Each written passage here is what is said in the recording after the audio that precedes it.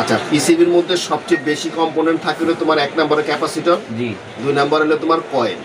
কয়েলের মধ্যে আবার কয়েকটা টাইপ আছে, বুস্ট কয়েল আছে, বাক কয়েল আছে এবং নর্মাল কয়েল বা ফিল্টার কয়েল আছে। তাহলে কয়েল সম্বন্ধে আমাদের জানতে হবে, বাক কয়েলের কাজ কি, বুস্ট কয়েলের কাজ কি, নর্মাল কয়েলের কাজ কি। তাহলে আজকে আমরা এটাই আলোচনা করবো। ওকে, এই যে এটা কি পাওয়ার আইসি, ঠিক আছে? পাওয়ার আইসির আশেপাশে যে দেখছো বড় যেটা, এই যেগুলো দেখা যায়, এটা হলো কয়েল। এটাকে বলে সিরামিক কয়েল, ঠিক আছে? আবার কয়েল কিন্তু তোমার বক্স সিস্টেমের হয়। এটা হলো এক ধরনের কয়েল। এই পাওয়ার আইসির পাশে সাধারণত বেশিরভাগ থাকে কি বাক কয়েল, ঠিক আছে? আর বুস্ট কয়েল থাকে হলো তোমার ধরো মনে করো লাইটিং সেকশনে থাকে, চার্জিং সেকশনে থাকে। হ্যাঁ, ওই লাইটিং, বিশেষ করে লাইটিং সেকশনে তোমার বুস্ট কয়েল থাকবে, যেমন +5 ভোল্ট -5 ভোল্ট ভোল্টেজ বানাইতে হয়। আচ্ছা, তারপরে দেখো ফিল্টার কয়েল কোনগুলোকে আমরা বলবো। ধরো তোমার স্পিকারের লাইনে অনেক সময় দেখা যায় না, স্পিকার ঝেরঝের করে, সাউন্ড ক্লিয়ার হয় না, নয়েজ আসে, যেই কারণে তোমার ফিল্টার কয়েল যেটা, সেটা সাধারণত তোমার অডিও লাইনে বেশিরভাগ ইউজ করা হয়। প্রতিটা স্পিকারের লাইনের সাথে দেখবা যে কয়েলের মাধ্যমে সিরিজ লাইনে কয়েল ব্যবহার করা হয়েছে, কয়েলের মাধ্যমে লাইনটা ব্যবহার করা হয়েছে, ঠিক আছে? এক্সাম্পল হিসেবে যদি আমরা দেখি, এই যে দেখো এটা হলো তোমার অডিও আইসি, এই যে এটা যে অডিও আইসি, এই যে দেখছো এখানে লেখা আছে অডিও আইসি। আচ্ছা দেখো, অডিও আইসি সেকশনে দেখবা সবসময় কালো কয়েল থাকবে, ছোট ছোট।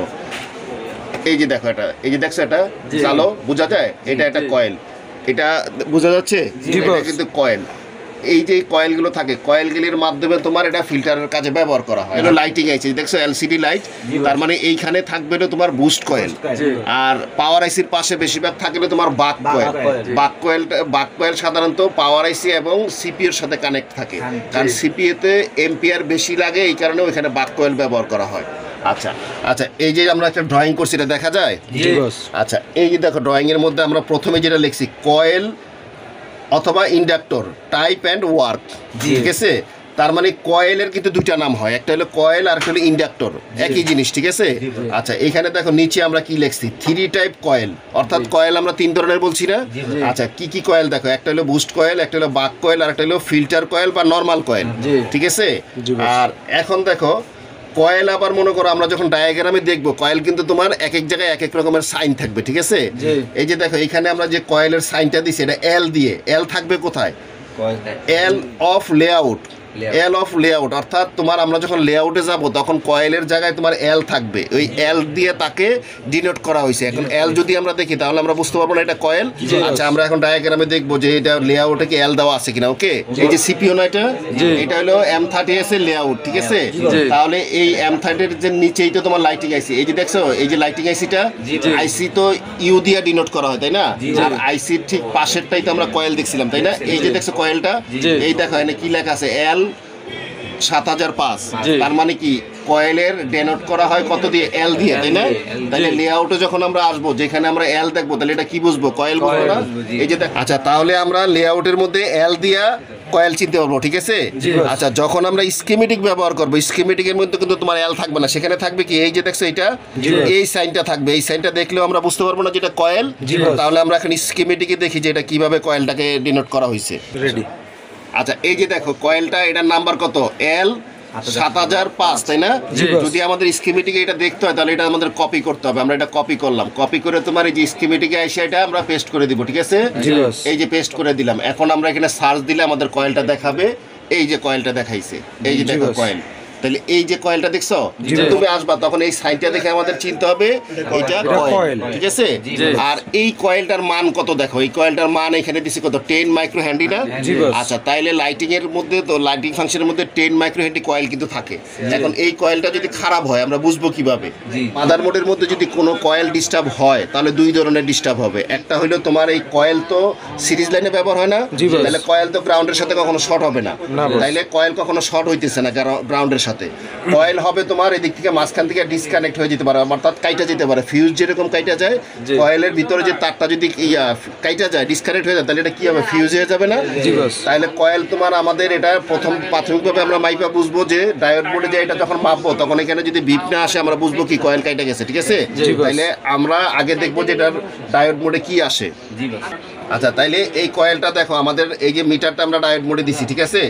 আচ্ছা, এই যে মনে করো কয়েলটা এখন আমরা ধরছি, এই যে শব্দ আসছে, যদি এরকম শব্দ না আসে তাহলে আমরা বুঝবো কি কয়েল খারাপ, ঠিক আছে? আচ্ছা, কোনো কয়েল যদি চেঞ্জ করতে হয় দুইটা জিনিস প্রথমে মাপতে হবে। প্রথমে মাপতে হবে এটার ফিউজ হয়ে গেছে কিনা বা কাইটে গেছে কিনা।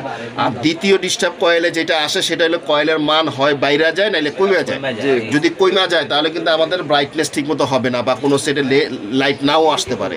তাইলে কিছুদিন আগের একটা ঘটনা মনে, এটা আসছে আমাদের কাছে লাইটিং সমস্যা নিয়ে, ব্রাইটনেস অনেক কম, লাইট দেখা যায় না।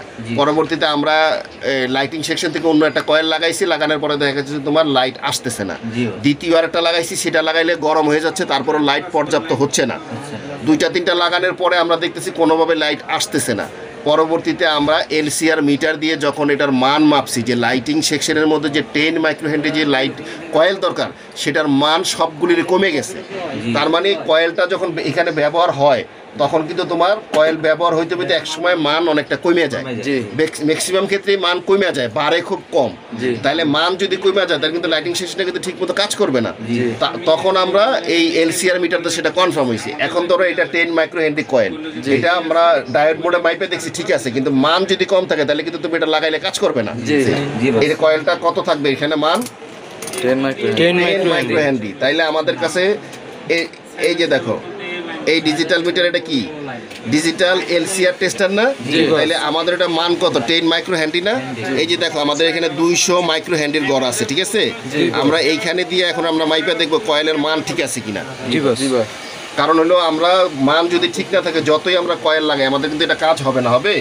আচ্ছা, এই যে দেখো এই কয়েলটা আমরা এখন মাপতেছি, দেখো কত আসে, দেখো কত আসছে 4.3। তাহলে এটা থাকার কথা কত 10 মাইক্রোহেনরি। অর্থাৎ এই মোবাইলটা মনে করো চলতে চলতে এই কয়েলের ভ্যালুটা অনেক কমে গেছে। এখন এইটা যদি আমি 10 মাইক্রোহেনরির জায়গায় লাগাই এটা কি কাজ হবে? ব্রাইটনেস কি অ্যাকুরেট আসবে? আসবে না। দেখা গেছে যে আমরা অনেক সময় দেখা গেছে শুধু কয়েলটা খারাপ, আমরা কয়েলটা লাগাই দেখতেছি প্রবলেমটা সলভ হচ্ছে না, আমরা তখন আইসিও পাল্টাই ফেলি, কিন্তু আসলে কয়েলের মানের কারণে লাইট আসতেছে না। তাহলে কয়েলের কিন্তু একটা বিশাল ভূমিকা আছে, যেটা আমরা বুঝতে পারছি।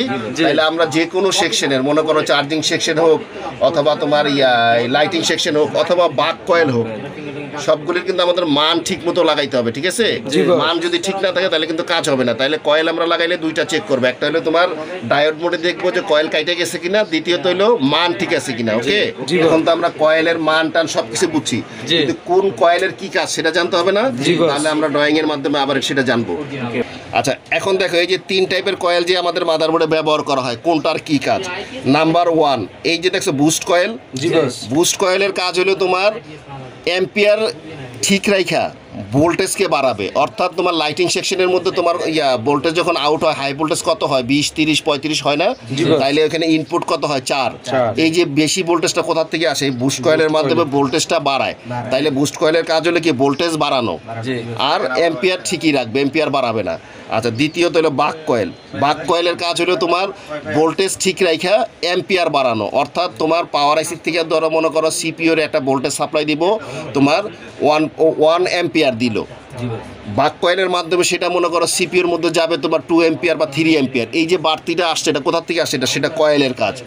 এই বাক কয়েলের মাধ্যমে সিপিইউকে তোমার বেশি এম্পিয়ার দেওয়া হয়। সিপিইউ এমন একটা জিনিস, এইটার মধ্যে এম্পিয়ার বেশি লাগে, 2 এম্পিয়ার 3 এম্পিয়ার লাগে, কিন্তু পাওয়ার আইসি থেকে 1 এম্পিয়ার সাপ্লাই আসলে বাকি যে বাড়তি যে এম্পিয়ারটা সেটা বাক কয়েলের মাধ্যমে তোমার সাপ্লাই দেওয়া হয়। তাহলে এই দুইটার দুই কাজ। তুমি যদি এখন বুস্ট কয়েলের জায়গায় বাক কয়েল লাগাও কাজ হবে, বা বাক কয়েলের জায়গায় বুস্ট কয়েল লাগাও কাজ হবে? হবে না, কারণ দুইটার কাজ দুই রকমের। এই জন্য তোমার কয়েল ভালোভাবে চিনতে হবে, কয়েলের মাপ বুঝতে হবে, ঠিক আছে? কয়েল আমরা অবশ্যই মাইপা লাগাবো মান ঠিক আছে কিনা। আর তৃতীয়ত হইলে যে দেখো ফিল্টার বা নর্মাল কয়েল, এটা কোথায় ব্যবহার হয়? এটা বলছিলাম না যে অডিও সেকশনে ব্যবহার হয়। আমরা যখন স্পিকার বাজাই দেখো না, স্পিকার অনেক সময় ঝেরঝের করে, নয়েজ আসে, এই কারণে দেখবা রিঙ্গার স্পিকারের মধ্যে বা কানের স্পিকারের মধ্যে সব জায়গায় কালো কালো ছোট ছোট ফিল্টার কয়েল ব্যবহার করা। কয়েলের কাজ হলো তোমার ভোল্টেজের ভেরিয়েশন কমানো বা নয়েজ কমানো, ঠিক আছে? অ্যাজ লাইক এটা একটা ফিল্টারের মতো করে। তাহলে তোমার 3টা কয়েলের 3টা কাজ, তাই না? তাইলে কোনো কয়েলের জায়গায় যদি কোনো কয়েল লাগে আমরা কিন্তু অ্যাকুরেট সার্ভিস পাবো না। তাইলে আমরা ক্লিয়ার কয়েলের ব্যাপারে, আমরা কয়েল মানে মাপার বিষয়টা বুঝতে পারছি ক্লিয়ার। তাইলে কয়েল কোন কয়েলের কি কাজ সেটা ক্লিয়ার বুঝতে পারছি। তাহলে কয়েল নিয়ে আর কোনো কনফিউশন নাই।